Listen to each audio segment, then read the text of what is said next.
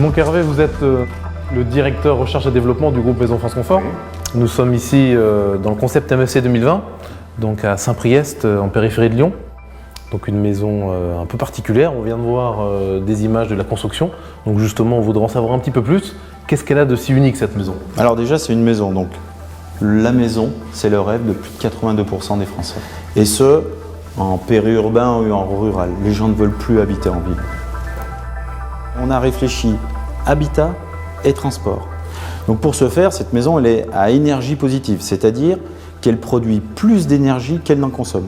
Et on est allé plus loin dans la démarche, puisqu'on a mis un peu plus d'énergie renouvelable, un peu plus de photovoltaïque, pour refaire le plein électrique de la voiture, en l'occurrence électrique. Donc on est vraiment sur zéro énergie, zéro émission de CO2 pour la partie habitat et transport.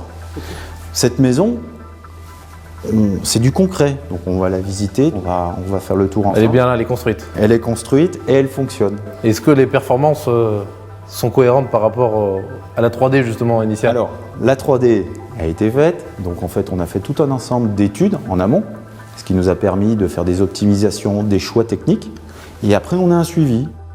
Et on va le voir, cette maison-là, de par ses performances et ses 8 thématiques, à notre sens, est unique en Europe.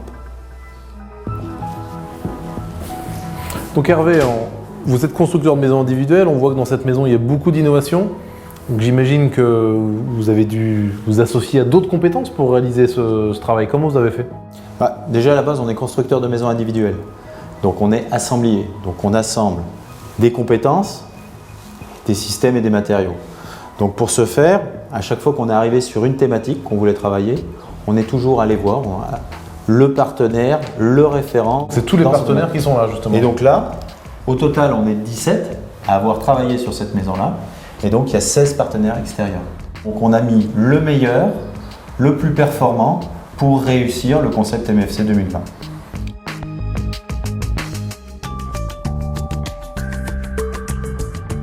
Donc Hervé, on vient de voir le côté partenaire, fédération de partenaires pour réaliser ce projet hors norme, mais concrètement, comment on fait pour construire une maison comme le concept MFC 2020? Il y a 3 étapes à respecter. Première étape, la partie conception, donc conception dite bioclimatique. Comment maximiser les apports solaires, bien orienter, bien positionner la maison. Donc, c'est-à-dire bien orienter la maison, profiter du soleil. Par exemple, le sud est ici. Et le garage est en zone tampon parce que c'est côté nord. D'accord. Donc ça, c'est la première étape. Deuxième étape, il faut que la maison soit très bien isolée. Donc c'est ce qu'on appelle le bâti, c'est ça? Le bâti. Donc on est allé très loin dans l'isolation du plancher, des murs, des combles, mais également sur la partie étanchéité à l'air. Dernière étape, c'est l'utilisation de systèmes, de produits, de matériel performants, comme la solution de chauffage, donc le TZN 4000, comme l'électroménager. Et une fois qu'on a fait ces 3 étapes-là, il nous reste la solution, la production d'énergie renouvelable. Donc en fait, c'est 3 étapes pour réduire les consommations et la dernière étape pour la production d'énergie renouvelable. Et qui vient justement lisser ces consommations normalement les plus faibles possibles. On a réduit au maximum, mais à la fin, on aura toujours un résiduel. Donc il faut compléter en mettant une production d'énergie renouvelable. Et là, on a fait le choix de solutions photovoltaïques. Donc Hervé, nous venons de découvrir les 3 règles d'or qui ont permis de construire le concept MFC 2020. Est-ce qu'on peut rentrer un petit peu plus dans le détail, notamment au niveau de la partie isolant? Donc au niveau isolation, on est allé très loin, que ce soit pour le plancher, les combles, mais également le mur. Donc pour ce mur, en fait, on a différentes couches. Première couche, côté extérieur, un enduit plastique, un RPE, qui a été spécialement développé par Weber pour être appliqué sur un panneau qui fait 20 cm de polyuréthane, qui est lui-même fixé sur la structure. Parce que je vous rappelle, la maison, en fait, c'est une ossature métallique. Et à l'intérieur de cette ossature métallique, on a remis 120 mm d'une laine de verre très performante avec un lambda de 30. Et ensuite, on a mis sur l'ensemble du volume habitable une membrane, donc stop vap, pour travailler, renforcer l'étanchéité à l'air. Et ensuite, la plaque de plâtre. Donc, ce mur qui fait 34 cm, donc une épaisseur standard, a une résistance thermique de 12, à comparer à une résistance thermique pour une maison BBC autour de 3. Donc on voit bien qu'on est allé très très loin. jusqu'aux menuiseries. Donc on va aller voir les menuiseries qui sont, elles, également très performantes.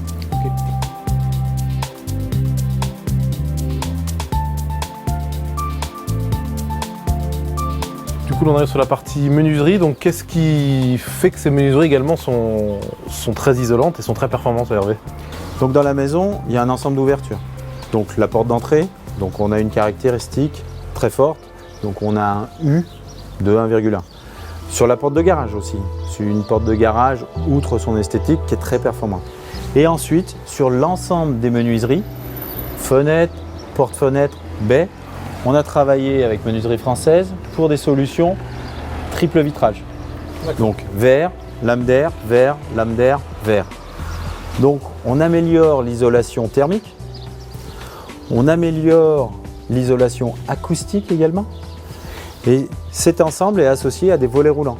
Donc là encore, on optimise les apports solaires et en été, on réduit les apports de chaleur.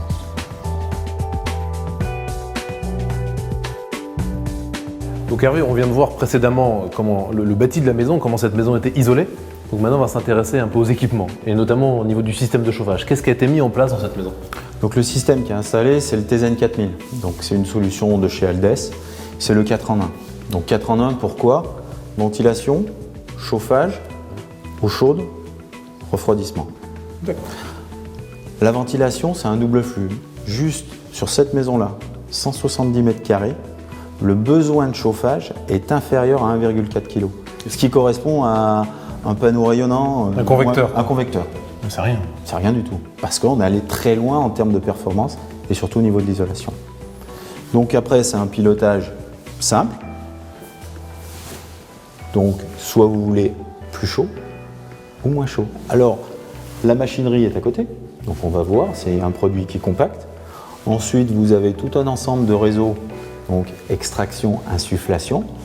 Et votre chauffage, quand il y en a besoin, en fait, arrive par cette bouche. Et on peut piloter zone par zone ou on doit avoir la même température dans toutes les pièces? Vous pouvez piloter la chambre, quelle que soit la chambre, le bureau, pièce par pièce. Un des postes qui consomme de l'énergie dans une maison, c'est l'éclairage. Donc ici, on a réfléchi en amont par des études, donc sur la lumière naturelle et sur la lumière artificielle. À partir de là, on a défini les lieux où on devait positionner les éclairages artificiels avec Philips en relais de la lumière naturelle. Et en termes de produits, on a utilisé des solutions tout à base de LED, donc avec différents esthétismes. Donc en fait, c'est quoi l'interaction entre la lumière extérieure et la lumière artificielle, on va dire? Par exemple, en fin de journée, la lumière naturelle extérieure va se réduire et à partir d'un certain seuil, le relais sera pris par l'éclairage artificiel. Ça se fait automatiquement? Ça se fait automatiquement, ou si l'utilisateur veut forcer, il peut le forcer bien entendu. Aussi, un des points qui nous a permis de faire des économies d'énergie, ça a été toute la partie appareillage. Par exemple, l'ensemble des équipements et appareillages sont communicants. Le dernier point où il faut insister, c'est la consommation de l'électroménager. Puis souvent, je crois que c'est un point totalement négligé dans les études thermiques jusqu'à présent. Souvent, on parle de maisons à énergie positive, sauf qu'on oublie le vrai sujet, qui maintenant on a tellement réduit toutes les autres consommations. Celui qui arrive devant, et bien devant, en termes de consommation, c'est le blanc, consommation du blanc et du brun. Donc, pour la maison, on a travaillé avec Bosch Siemens, où on a installé donc différents équipements, toujours à très faible consommation d'énergie ou à très faible consommation d'eau. Donc ce lave-vaisselle, par exemple, ne consomme que 6 litres d'eau par cycle. Donc 6 litres d'eau, c'est moins d'eau consommée, mais c'est également moins d'eau à réchauffer, à chauffer. La partie électroménager, on l'a ici, bien entendu, dans la cuisine. Et également, dans l'arrière-cuisine également. Et dans l'arrière-cuisine, au niveau du cellier. On va regarder la salle de bain. Donc du coup, Hervé, qu'est-ce qui a été prévu dans cette maison au niveau de la gestion de l'eau? Donc la gestion de l'eau, déjà on commence sur la partie toiture. Donc on a utilisé une toiture végétalisée avec Soprema. Donc l'intérêt de la toiture végétalisée, outre l'inertie et l'isolation thermique, c'est quand vous avez un fort orage, en fait la toiture se charge en eau et ensuite elle se déverse plus lentement. Donc ça évite les pics. Ensuite, toutes les pluviales, elles vont où? Elles vont dans une cuve, donc une bâche, qu'on a mis sous le garage de 6000 litres. Donc toutes les pluviales arrivent là. Ensuite, il y a un système de pompe et de filtration pour réinjecter cette eau au niveau des sanitaires, des WC et de la machine à laver, et également de l'arrosage. Là, ça nous fait une économie intéressante de plus de 50% de la consommation d'une famille de 5 personnes. Donc dans l'usage, on a vu tout à l'heure la partie électroménager, mais également toute la partie sanitaire. Donc que ce soit aussi bien de la douche, de la baignoire, qu'au niveau robinetterie. Donc là, on a travaillé avec Ideal Standard pour une solution, donc Q5, qu'on retrouve ici. Alors là, on vient de voir le poste eau. Au niveau santé, qualité d'air, qu'est-ce qui était prévu dans cette maison? Donc sur la partie santé, donc là aussi, on a été par étapes. Donc première étape, ça a été toute la phase conception, analyse. Donc où positionner les espaces par rapport à des zones pouvant générer des polluants, style que les pièces de nuit soient loin du garage. Bon. Ensuite, ça a été sur la réalisation des travaux et sur le choix des produits. Par exemple, on a évité d'utiliser des peintures, des colles, des solvants qui émettent des composés organiques volatiles.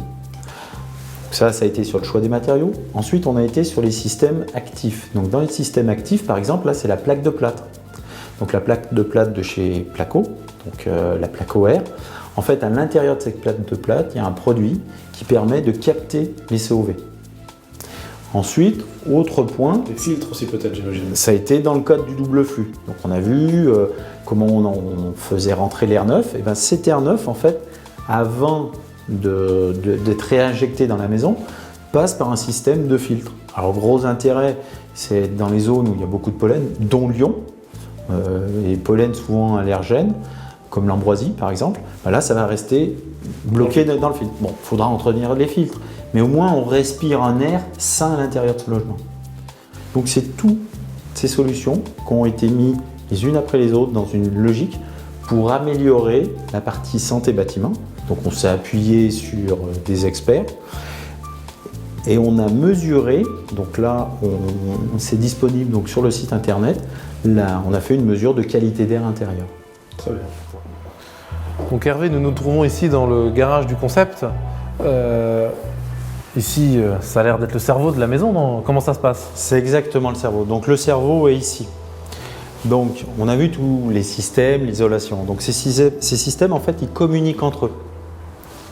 Donc ils communiquent et à un moment donné, il faut un chef d'orchestre. Donc le chef d'orchestre, il est ici. Donc c'est une solution de chez Schneider, Irio, qui en fait va définir des scénarios. Donc ces scénarios, ils vont être fonction de la température à l'intérieur de la maison, la température à l'extérieur, s'il y a du soleil, s'il n'y a pas de soleil, s'il y a une production de photovoltaïque ou pas de production, et s'il y a des occupants. Donc ensuite, cette solution, elle nous permet aussi d'être Smart Grid compatible. Donc Smart Grid compatible, ça veut dire quoi? C'est que la maison va agir également par rapport aux informations qu'on lui donne. Donc par rapport à l'extérieur? Par rapport à l'extérieur. Rappelez-vous, cet hiver, il y a eu des pics de consommation quand on a eu ces journées aussi froides en février. Donc là, en fait, cette maison-là va réagir, donc va anticiper des besoins ou décaler des besoins, qu'elle reste confortable. Et pendant 2 heures, donc généralement de 18 à 20 heures, cette maison va continuer à être fonctionnelle en n'appelant que 20% de sa puissance. Puisque tout le reste, il y aura une partie de stockage et une partie d'anticipation. Voilà comment ça fonctionne au niveau communication, gestion technique du bâtiment. Du coup, on parle de l'énergie justement au niveau photovoltaïque. Qu'est-ce qui est prévu et qu'est-ce qui a été fait sur cette maison? Donc on a réduit au maximum. Là, on est d'accord sur tous les postes. Donc maintenant, on a les clés, on connaît les clés. Donc l'autre clé qui nous restait, c'est la solution production d'énergie renouvelable. Différentes solutions.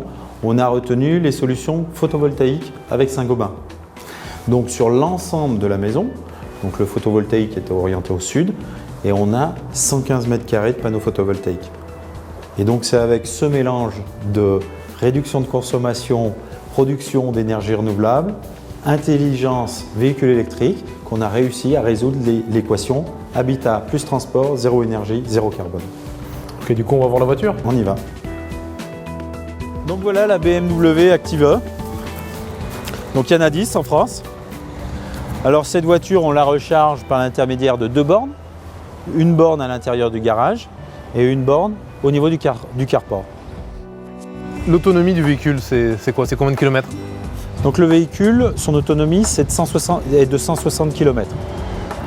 Donc quand la voiture est rechargée, on peut faire 160 km avec. Sachant qu'en France, le déplacement moyen, c'est plutôt une vingtaine de kilomètres. D'accord. Donc, au niveau recharge, donc on a abordé le photovoltaïque. Donc on a prévu une surface de photovoltaïque pour que la maison produise de l'énergie pour recharger la voiture en moyenne de 60 km jour. Le reste, si on doit recharger plus la voiture, en fait ça sera de l'électricité du réseau qui complétera. Les 60 km rechargés par le photovoltaïque. C'est ça. Très bien.